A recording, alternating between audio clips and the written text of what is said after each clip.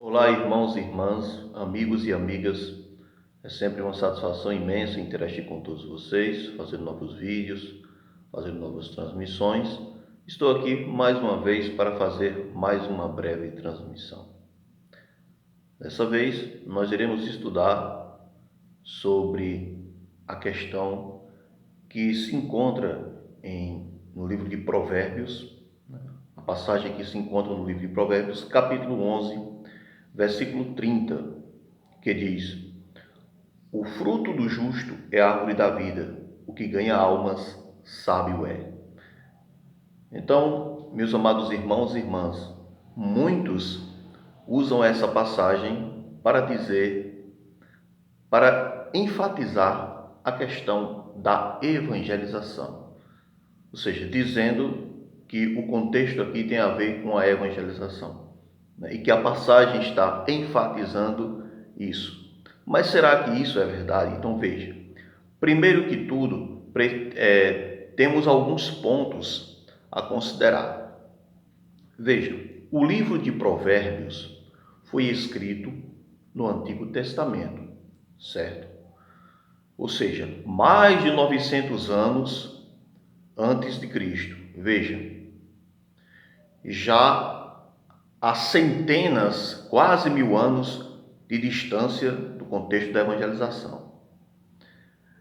Veja, o livro de Provérbios também é um livro poético, é um livro sapiencial, certo? Então, ele apresenta realmente o seu estilo poético de poesia, certo?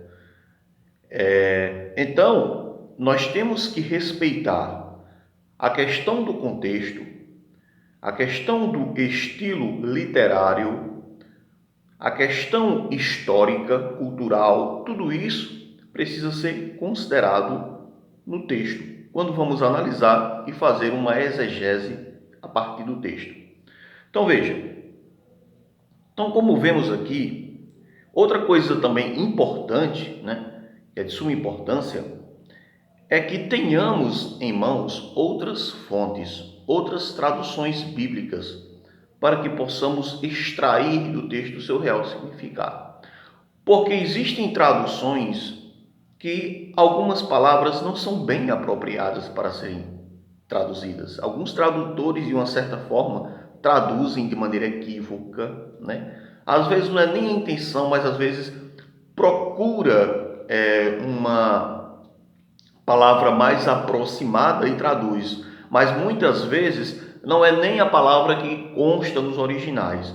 Então, por isso que nós temos que analisar as outras traduções, que nós percebemos realmente que em muitas traduções há palavras que são sinônimas. Mas quando analisamos outras traduções, percebemos que nem tudo é sinônimo. Às vezes há uma modificação mesmo no sentido da palavra. Então, nós temos que ter cuidado para entendermos o que o escritor, o que o hagiógrafo realmente quis dizer. Então, é importante consultarmos outras versões bíblicas. Então, todo teólogo, todo bom exegeta, ele deve ter em mãos várias traduções bíblicas, várias versões, certo? E não se prender unicamente a uma versão bíblica. Mas se há muitas, ele tem que ter muitas, né? Então, vamos lá. Provérbios 11:30 diz: o fruto do justo é a árvore da vida, e o que ganha alma, sábio é. Então, aparentemente, quando analisamos essa passagem, vamos entender que se trata aqui de evangelização, mas a passagem não tem nada a ver com evangelização, como já mostrei para vocês. O provérbio aqui é o contexto completamente diferente. Então, veja, agora vamos para a Bíblia de Jerusalém. A Bíblia de Jerusalém, que é muito usada tanto por teólogos católicos como por teólogos protestantes, inclusive recomendada, certo? Uma Bíblia própria mesmo para estudo. E a Bíblia de Jerusalém, ela diz isso. Veja a diferença. Provérbios 11:30. O fruto do justo é a árvore da vida. O sábio recolhe a vida.